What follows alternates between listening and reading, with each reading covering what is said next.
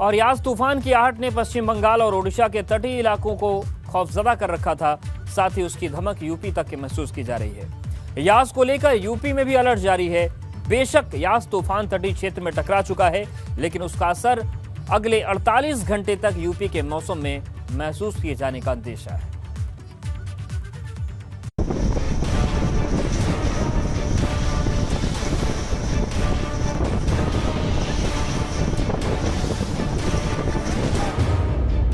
ओडिशा से पश्चिम बंगाल तक खौफ।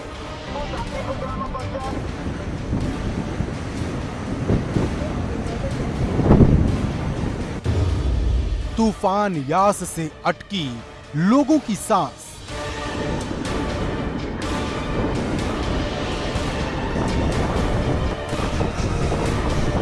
ओडिशा के तट पर समुद्र की इन लहरों को देखिए। ये लहरें आसमान की बुलंदियों को छू लेना चाहती हैं। ये लहरें सब कुछ तबाह कर देना चाहती हैं।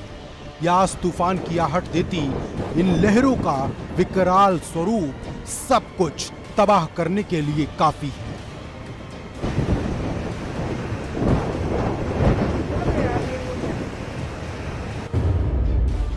आगे आगे तूफान, पीछे पीछे तबाही के निशान।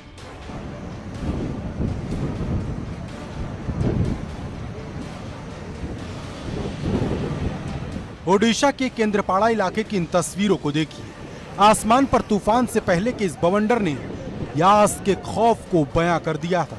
इसके बाद जब यास तूफान 155 किलोमीटर की रफ्तार से समुद्र के तटीय इलाकों से टकराया तो अपने पीछे तबाही के निशान छोड़ता चला गया।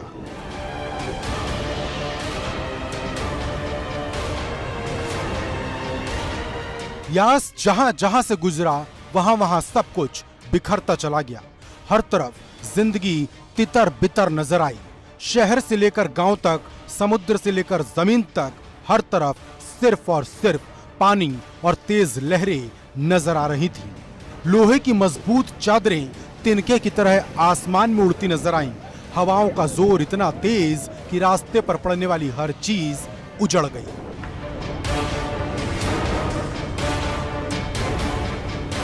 यास तूफान का खौफ कितना ज्यादा है, रेलवे की इन तस्वीरों से समझा जा सकता है। शायद ही इससे पहले कभी लोहे की भारी भरकम ट्रेन को बचाने के लिए जंजीरों का इस्तेमाल किया गया हो।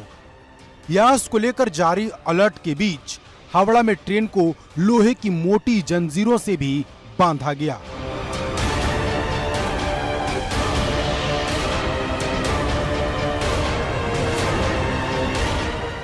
यास तूफान को लेकर यूपी के पूर्वी जिलों में मौसम विभाग के साथ साथ प्रशासन ने भी हाई अलर्ट जारी किया है। तूफान के टकराने के 2 दिन बाद तक तेज बारिश और तूफानी हवाओं का सिलसिला जारी रहने वाला है, जिसकी पहल यूपी के पूर्वी जिले गाजीपुर में बीती रात से ही हो चुकी है। जिले में बारिश शुरू हुई और साथ ही तेज हवाओं का सिलसिला भी जारी रहा। समुद्री तूफान यास को लेकर एक तरफ जहां केंद्र सरकार अलर्ट मोड में है, वहीं अगर हम उत्तर प्रदेश की बात करें तो उत्तर प्रदेश के सरकार ने भी प्रदेश के कई जनपदों को लेकर तूफान की आशंका के मद्देनज़र पहले से ही अलर्ट जारी किया हुआ है। अगर हम पूर्वांचल की बात करें तो पूर्वांचल में गाजीपुर, मऊ, बलिया, बनारस सहित कई जनपदों में लगातार भारी बारिश होने की आशंका जताई गई है और इसका नज़ारा कल रात से ही गाजीपुर में भी देखने को मिल रहा है, जहां पर कभी रुक रुक कर बारिश तो वहीं आज सुबह से लगातार बारिश हो रहा है। गाजीपुर ही नहीं, वाराणसी प्रशासन भी यास तूफान की आहट मिलने के बाद से अलर्ट मोड पर है।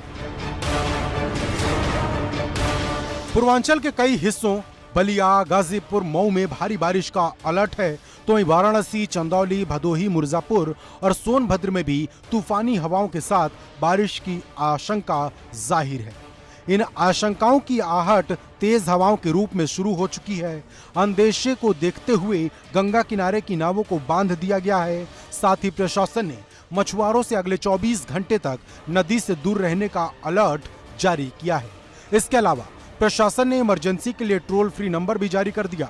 मौसम विभाग के मुताबिक 27 और 28 मई को यास का खासा असर यूपी के पूर्वी जिलों में देखा जा सकता है। यहाँ यास तूफान का अब असर दिखने लगा है। हवाएं तेज हो रही हैं और गंगा की लहरों की बात करें तो आपको दिखा रहे हैं, ये गंगा की लहरें पहले से कहीं ज़्यादा सक्रिय हो गई हैं। नौका गंगा की लहरों के बीच में अटखेलियां करती हुई नजर आ रही है। आप देखिए, ये नौका बंधी हुई नौका है।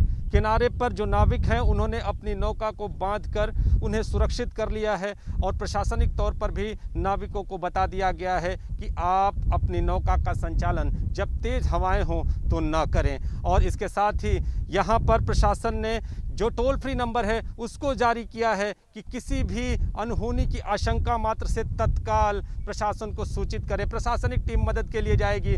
इसके अलावा जो किनारे हैं वहां पर एनडीआरएफ और जल पुलिस को पूरी तरह से सक्रिय कर दिया गया है। ग्रामीण क्षेत्रों में जो समितियां हैं उनको सक्रिय कर दिया गया है और साफ तौर पर लोगों से ये अपील की जा रही है कि लोग पुराने घरों में न रहें।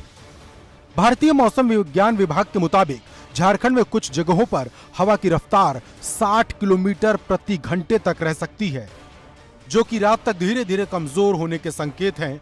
माना जा रहा है कि यास तूफान का असर रात के बाद से धीरे धीरे कम होगा। अगले 2 दिनों तक मौसम विभाग ने भारी बारिश को लेकर यूपी के कई जिलों में अलर्ट जारी कर दिया है। Bureau report, ABP Ganga.